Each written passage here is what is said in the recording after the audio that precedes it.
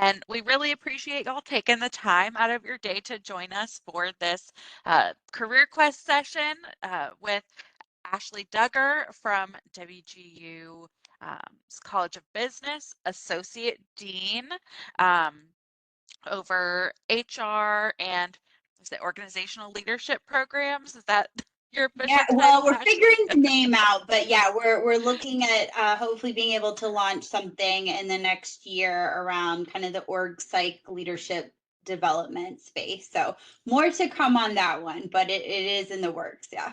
Awesome. And so if you've got questions, feel free put those in the chat. I'll be sending out a copy of this recording either later this afternoon or actually it's Friday, so it would be Monday morning.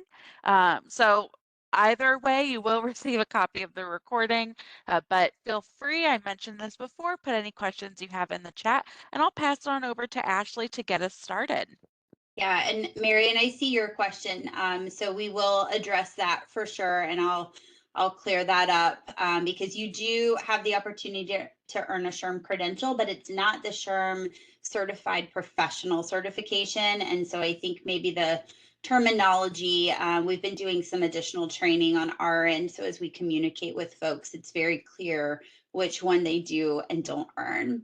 So we're going to talk about an overview of the new, what we're lovingly calling the mushroom, the MSHRM, which is the Master of Science in Human Resource Management.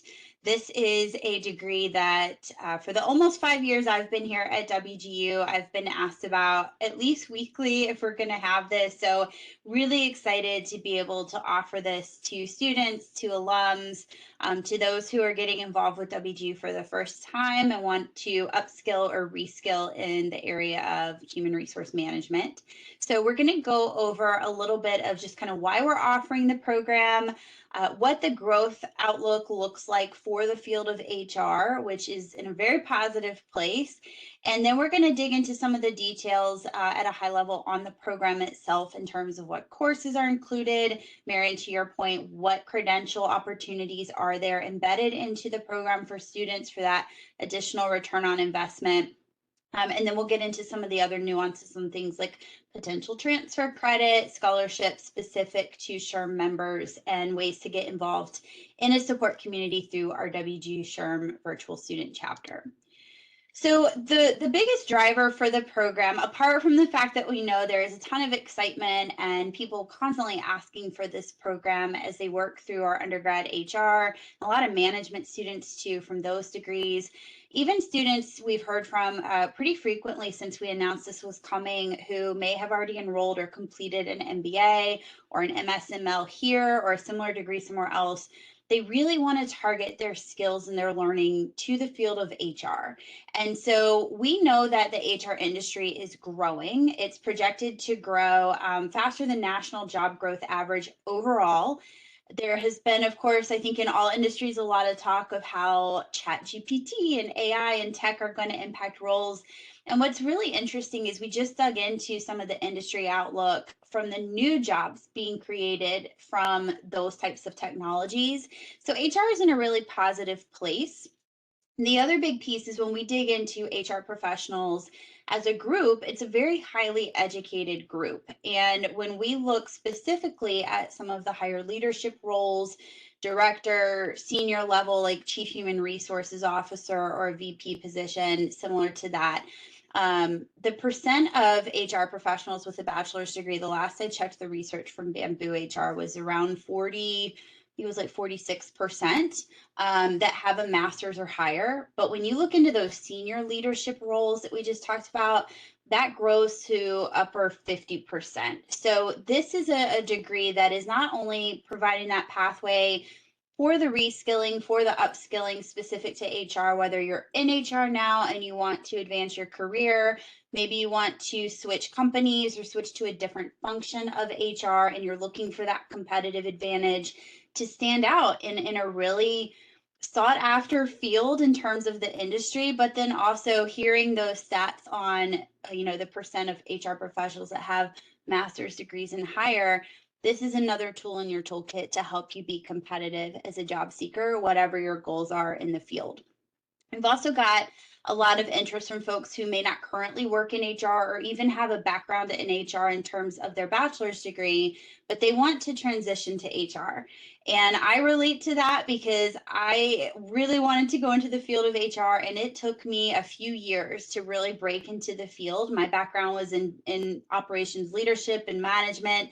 So I had done a lot of transferable HR skills, but I didn't have that specific piece of HR on my degrees or, at the time certification that I pursued later. And so I feel like something like this master's in HR degree is just such an incredible tool for people not already just in the field of HR. It's great for them too, but for those that want to break into HR, a lot of folks in education are interested in especially roles like learning and development, highly transferable skill sets from their current work experience, but they might need that specific HR knowledge that they'll gain in this program. Some additional focus on just general business acumen skills that we made sure to include. So, whether or not you have a bachelor's in business, you will be prepared to be a strategic HR professional. Now, enrollment did open August 1st. We have seen the huge interest that was kind of qualitative before, just with getting questions. We've seen that translate directly to the application numbers. We are at almost, I think, 600 so far, and we're getting a lot of folks reaching out on LinkedIn and just in general when we're at different HR events that are hearing about it now through the grapevine. Really excited to become a part of the WGU mushroom family. And so we're just very excited to see that the interest has been validated in terms of folks already starting to apply. You can start courses as early as November 1st. That's when the program will officially launch. So you can enroll now, and then your first possible start date to get into the program, dig into the courses, will be on November 1st. So let's get into the program itself. We designed the program to be fairly compact, still giving you, like we said, those critical kind of business acumen skills, also some management communication skills from a business lens, and then really heavy on specifically strategic HR management skills. The program is 10 courses, so it's 30 CUs. There is potential for transfer credit, and we'll dig into that a little more in just a bit. If you are already SHRM CP or SCP, or if you have PHR, SPHR, or GPHR through HRCI, if you hold those certifications at time of admission, there is potential transfer credit for one of the 10 courses. And then you have multiple points of return and investment in this degree, which I think is the most incredible thing, because when we talk about employability and tools that you have in your toolkit, you're earning your degree, and along the way you're getting all of these additional points of return on investment, still in a very compact program. And then of course, just like with our undergrad program, we did make sure that the new master's in HR is already approved for both SHRM and HRCI curriculum content. So that means as you work through the program, if you're not already certified with those certifications we just mentioned through those two certifying bodies, that you are getting that foundational preparation to be ready to take those exams, to add just, yet another tool into your toolkit to be competitive in the job market. Now, the other piece that means for students when we say it's an aligned program is not only is it helping prepare you for SHRM CP or HRCI PHR, but it also means you are ensured that you're getting the most industry relevant, not only current, but future focused skills. SHRM updates their BASC, which is their body of applied skills and knowledge, every couple years with pretty intense research in the industry of HR with different subject matter experts, those on the academic side of HR, hiring managers. They do tons of research to validate what needs to be in that. And then that drives the curriculum alignment guidelines to say, okay, what does the student in an undergrad or graduate program in HR really need to make sure that they're learning so that they're as prepared as possible to be successful as an HR professional? And so we have aligned to, of course, the most current version for both SHRM and HRCI's guidelines. We also have an incredible internal skills architecture team that does their own very in-depth research to make sure, as they look at what are hiring managers asking for across these different types of HR jobs that the program prepares students for, are those skills included? And so we make sure we hit it from both angles of the industry alignment, but then also really in-depth skills focused research to drive the courses. So these are the 10 courses. Some of these are existing graduate courses. So if you have completed a graduate program at WGU in our College of Business, like the MBA or the MSML, and you've done these courses, or if you're in one of those programs now and planning to program change potentially to the MSHRM once it launches, if you've done those courses like C200, C201 in the MBA or MSML, no, you don't have to retake those if you enroll in the MSHRM. But we've also got half of the program is completely brand new coursework in HR. And we designed it this way because we heard from a lot of students that said, I want general business skills. I want to make sure I'm prepared for that. And I have that understanding because that business acumen piece is a huge competency for successful HR. But they also were telling us, I don't necessarily want a full MBA. I want to drive more into HR content specifically. And so that's why we didn't do right now a specialization of HR in our existing MBA, which is an amazing program. But we did this separate master's in HR so that you can really concentrate mostly on your HR skills. So in your first term, which is what the T1, 2, 3, and 4, we're planning this on average about 3 courses per term at our graduate level. That's what the T's mean and the numbers. But you're going to start off kind of laying the foundation with managing organizations and leading people, that business acumen course that time and time again comes up in research and is actually a part of the SHRM BASC, that you have to understand how the business operates to support it as an HR professional. So it's a very important course. We want to make sure you're getting that content early on. And then 202, which is managing human capital, think of that as kind of your graduate level overview of all the HR functions. It's an in-depth course. It's designed to give you a really good foundational level of understanding in all the core HR functions before you get into that more specialized HR skill work later on.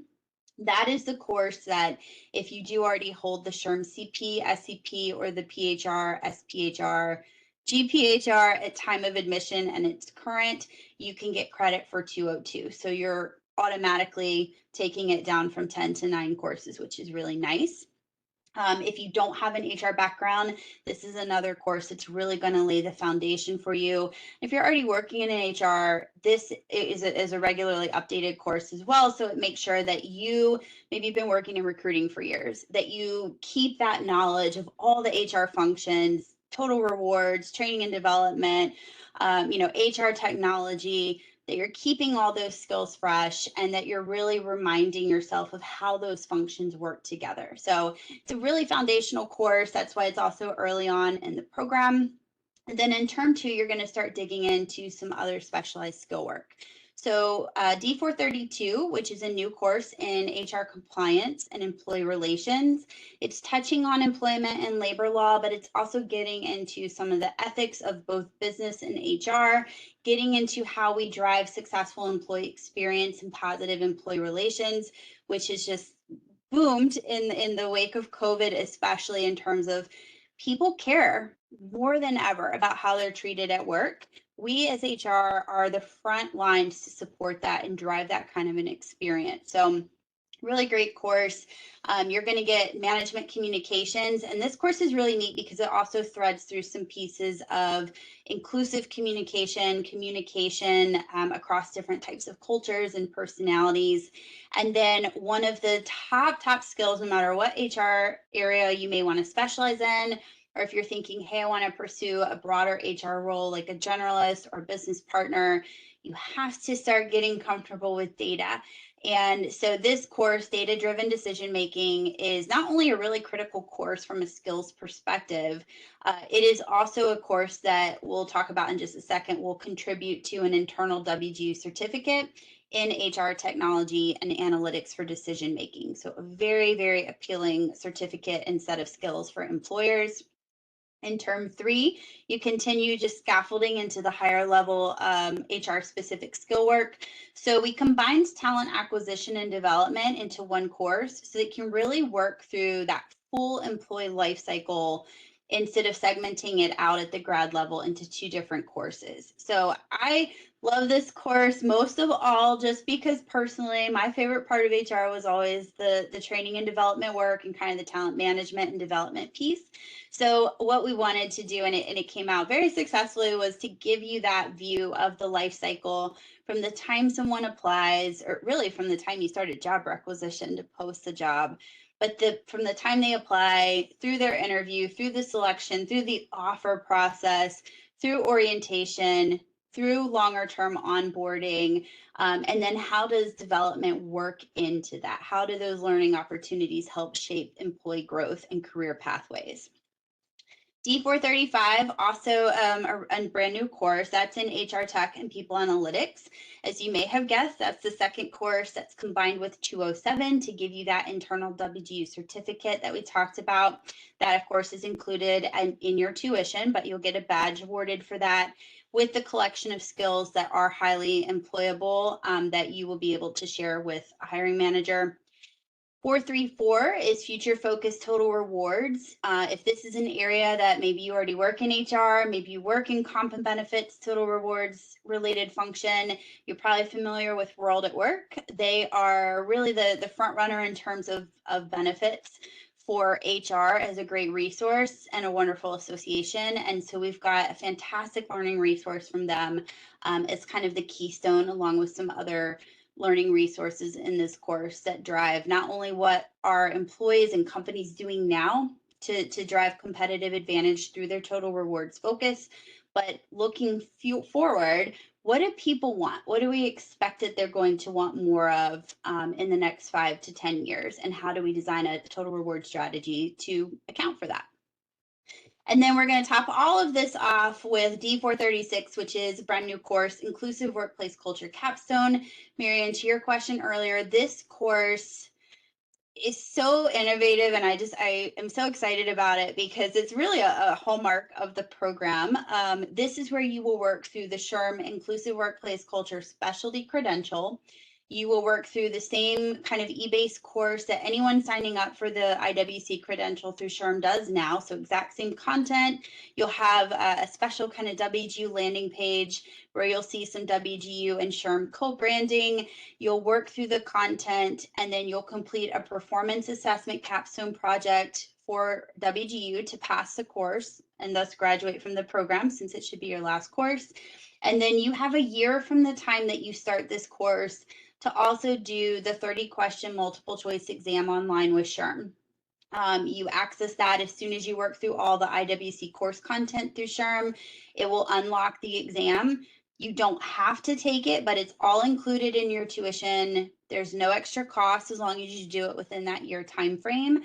And then you're earning that SHRM specialty credential as part of your program. So it's a huge, huge benefit for students enrolling in this program to earn this third-party credential in addition to that WGU certificate and a highly employable skills area, and of course, your master's in HR degree in full. So it isn't the SHRM certified professional.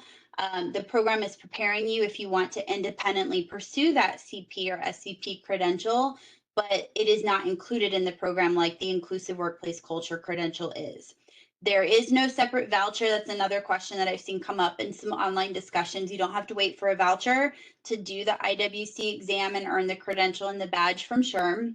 As soon as you work through all the content in their learning management system as part of your WGU course, then it will unlock the online exam for you. But you do have to do both pieces to both pass the course and earn the credential. You, again, don't have to participate in the online exam to earn the badge and credential, but you do have to do the performance assessment capstone project to pass the course and graduate from WGU.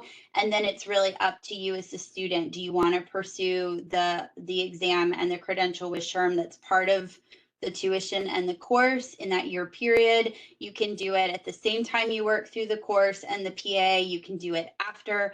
It really is up to you in terms of what works best for your schedule. But you do have a year to do it, which is really nice. So if you want to focus on getting through the course, graduating, and then doing the exam with SHRM, you do get 3 attempts on the exam with SHRM. So you've got that time built in since you do have a full year. And even once you graduate, we have a link set up that you'll get at the beginning of that course, so you can still access your course through WGU with your alumni credentials. All right, so there is some other transfer credit. This is a fairly new approach for our College of Business at the graduate level.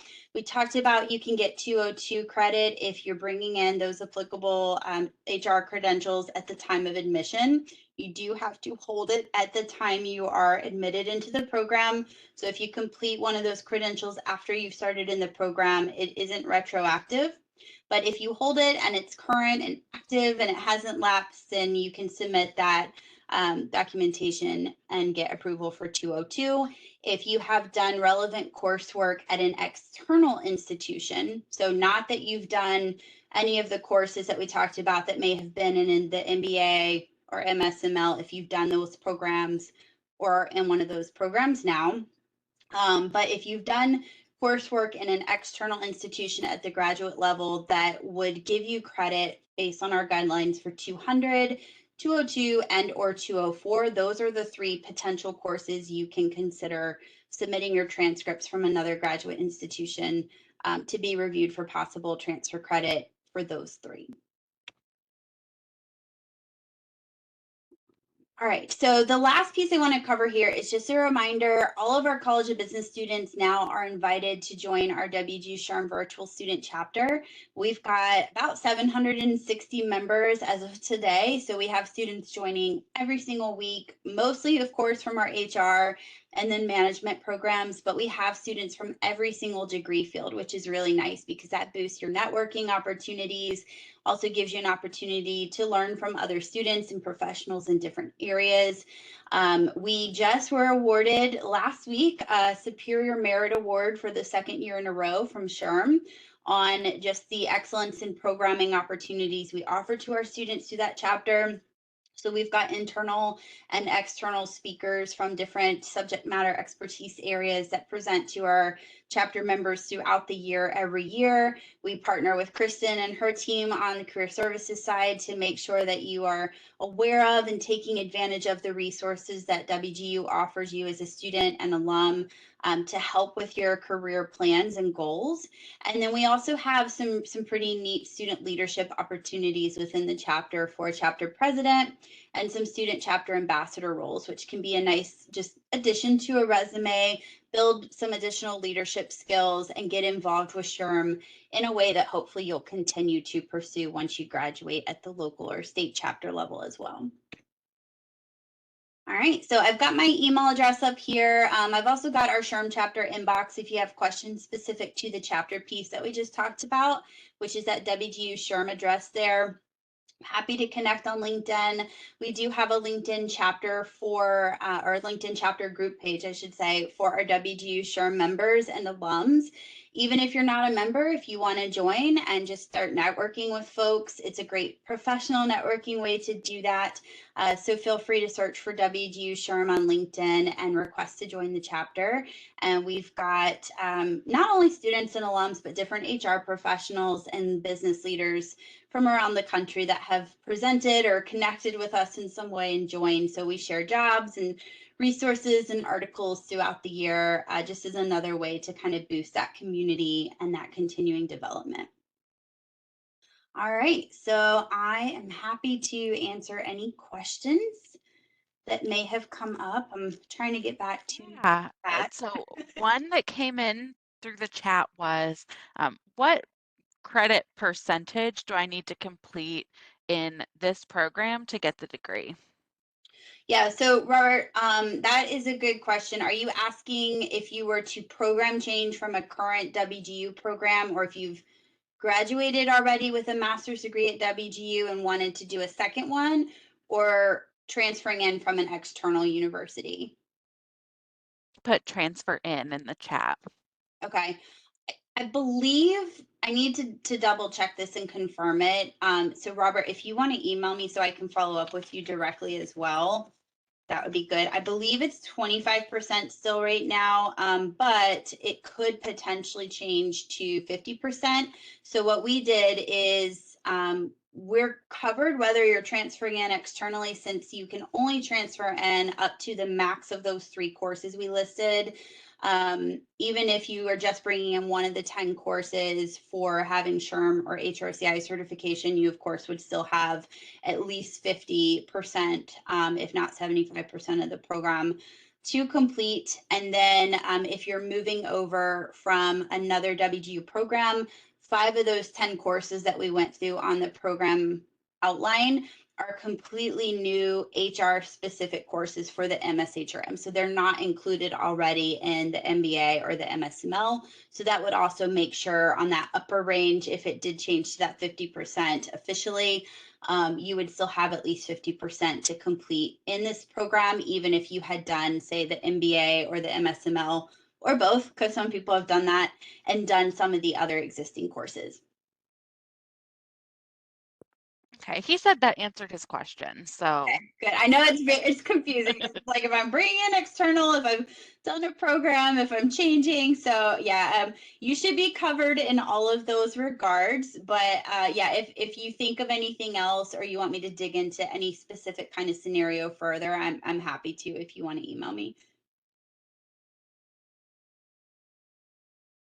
awesome. Anybody else have? Oh, here we go. So what's the difference between the MS and the MBA if half the courses are business? I guess, why isn't it an MBA with an HR concentration? Yeah, so it's a good question. And I'm going to go back. There we go. I'm going to go back to the program outline as we talk about this, in case you're like me and you like to have a visual. So 6 of the 10 courses are HR courses. So 60% of the program is HR versus business. 202 is an HR course. All of the courses listed with a D are brand new HR courses. What we did is when we look at even not just the programmatic outline requirements in terms of the Sherman HRCI curriculum guidelines, but when we look at the skills research in the industry for HR professionals, what are the skills they need to show competency in to be successful? You have to have a general business understanding. So the first course, the managing orgs and leading people, whether you're going to be leading a team yourself as an HR professional or you're supporting leaders in the organization as well as individual contributors, we want to make sure you understand, first of all, like what are the types of business situations and structures that I might be working in to support as an HR professional. So that's the reason that course is there. It's really important baseline skill.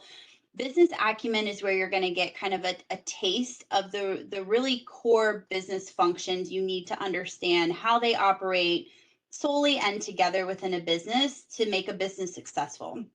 So think about as an HR professional, if you're going through, staffing conversations, you have to understand how the finances of the business run. How do they make money? Who are their customers? What are the projections for how the company is going to be performing based on those things, based on new products coming out, so that you can really actively contribute as a strategic partner to things like how do we need to staff? What are the types of changes that we have to prepare for? What are the communications that are needed for the best employee experience? So that's also why that course is there in large part.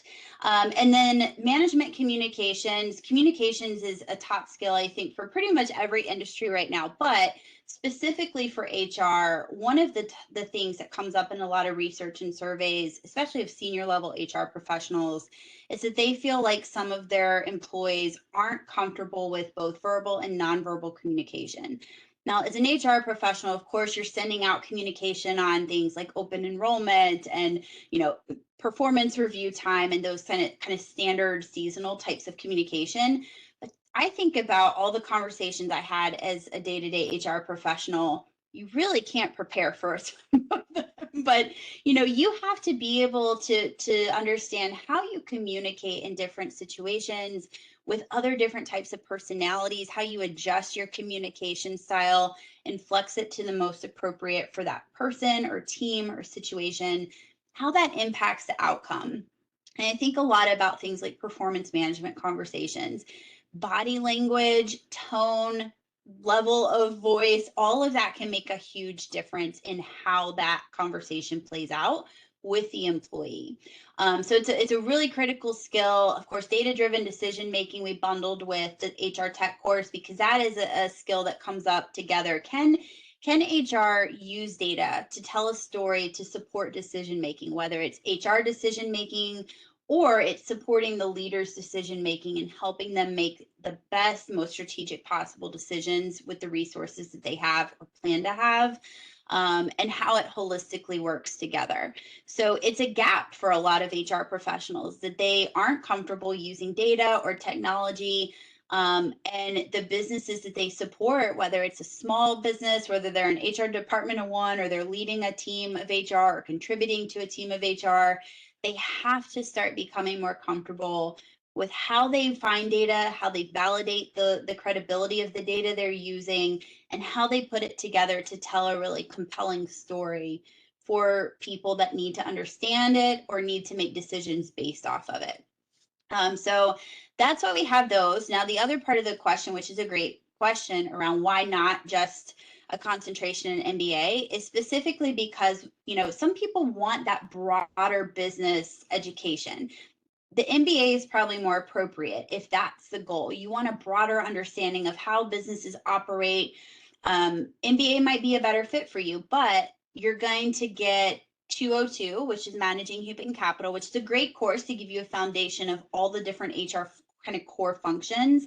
You're not going to get scaffolded, detailed HR skills that you're going to get in this program because the focus of this program is HR, not general business administration like you're going to get in an MBA. So I think it depends on what your goals are, where you want to learn more. If you want a broader business degree, the MBA might be a better fit for you. If you want, specific scaffolded HR knowledge, this is probably the better fit. And I think also, what your career goals are. If you want to, if you're managing a team, but not necessarily working in HR, but a lot of managers do HR skills like hiring and performance management and training and development. We've heard from a lot of folks that already have an MBA or MSML or work in more of a leadership or management function, or maybe they own a business. So they've got to make sure they're being compliant when they hire or terminate, or what benefits they offer.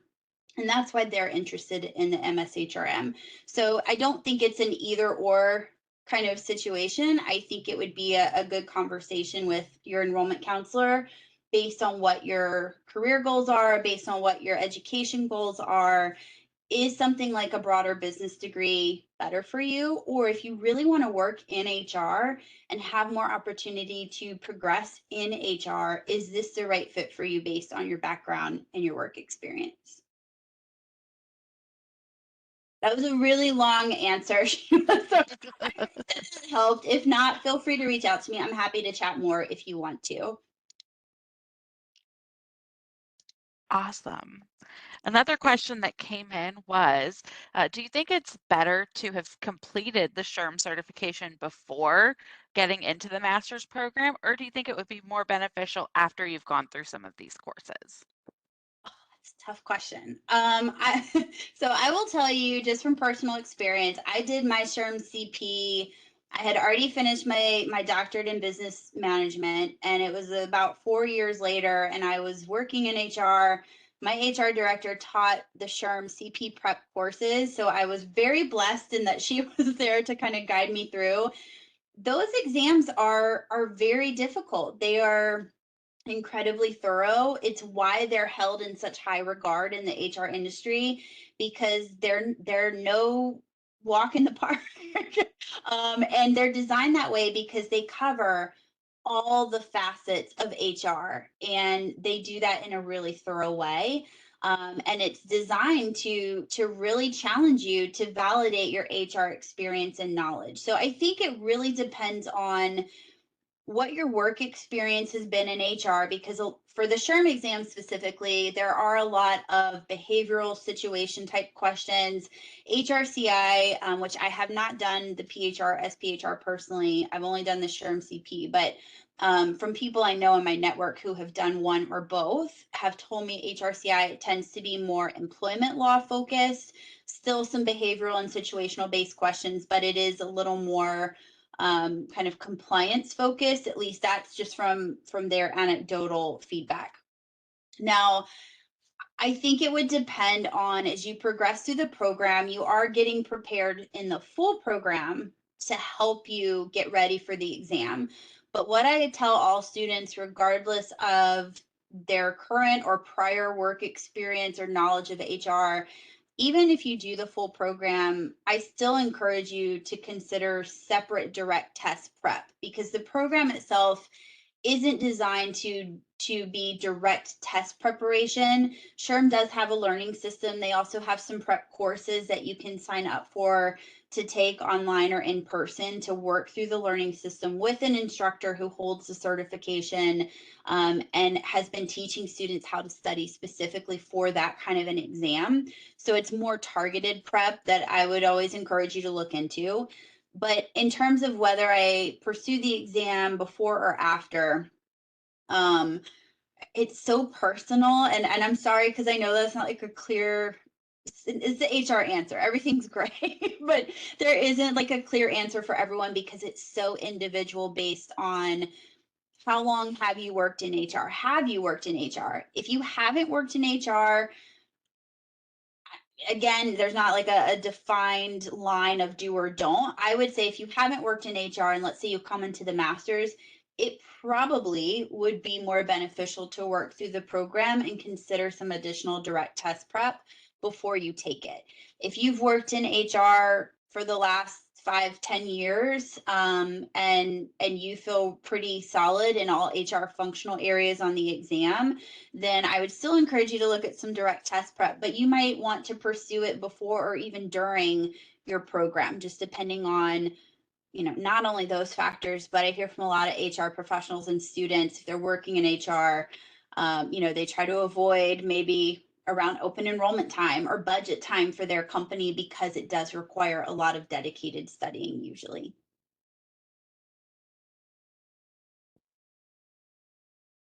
And if you Really want helpful. to, we have someone from SHRM come into our student chapter about twice a year, and his name is Demetrius Norman. He's an amazing partner for us. He helps us with our programmatic alignment. He does a presentation that we do have recordings on, and I'll put the student chapter link in the chat for you guys. If you wanted to go and watch it, he just did one in August, and he talks about eligibility and preparing for the SHRM CP exam. So you might find that helpful too. Yeah, and thanks, Ashley. I'll include it in the email as well so Okay, that if somebody's interested, they're watching the recording, they can go back and find it there too. perfect. Thank you. Okay. Any other questions? If you'd prefer to come off mute, I think I gave everybody the ability to do that. So if you would prefer to come off mute and ask your question verbally, you can do that as well. Don't see anything in the Q&A. So I think we're all caught up on questions. Okay. I hope that I know there's so much of, well, this or that. That's the HR way, right? But it really is, a lot of it with the exam is so personal to background experience, other factors in life. Um, do you have the time to really study and prepare for it? And I will tell you, I will never let mine lapse because it is an intense process, and that's why hiring managers see that, and you see so many job postings asking for it either as preferred or required, because they know the dedication that it takes to earn that kind of a credential, and really just kind of legitimize your HR professional experience and knowledge that way. Yeah, absolutely. I mean, I approve the job postings people see in Handshake, and you'll notice when you go through, like I do, how many of the HR jobs have SHRM as preferred, if not required. So definitely, um, I think the master's is great, a tool in your tool belt, and a step, especially if you're changing careers, towards getting that SHRM certification. Really, really helpful for you as you're going through that process. Awesome. Well, if we don't have any more questions, I will go ahead and stop the recording.